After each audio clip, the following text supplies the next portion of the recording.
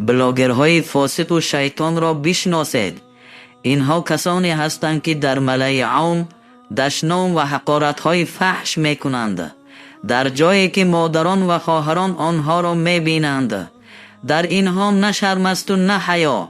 شاید باری هم در عمر خود از کوچه اخلاق و ادب نگذشته باشند. بخشش که من شما را تنها فاسق و شیطان خطاب کردم، ولی این برای شما کم است. در شما یک صفت دیگری هم می‌بینم که شاید خودتان هم خبر ندارید، یعنی شریر و بدکار بودن.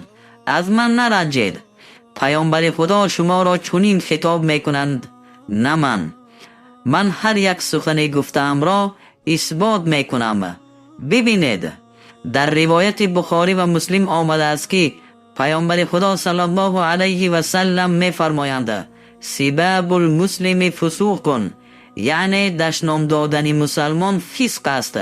یعنی انسان با هر لفظی که مسلمان را دشنام و تحقیر کند فاسق می شود.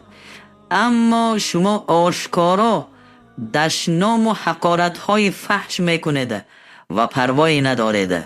در روایت مسلم، ابو داود و ابن ماجه آمده است که پیامبر خدا صلی الله علیه و سلم می فرمایند دو نفری که با هم دشنام و حقارت گویی می کنند دو شیطانی هستند که دروغگویی و بیهوده گویی می کنند. این صفت در شما 100% وجود دارد. در روایت مسلم آمده است که پیامبر خدا صلی الله علیه و سلم می فرمایند برای شریر و بدکار بودن یک انسان همین قدر کافی است که برادر مسلمانش را تحقیر کند. یگان نوار شما به تحقیر همدیگر نیست.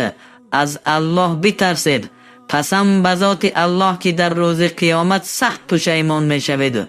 شما گمان می کنید که بر حق هستید، ولی گناه کبیره را آشکار انجام می دهید.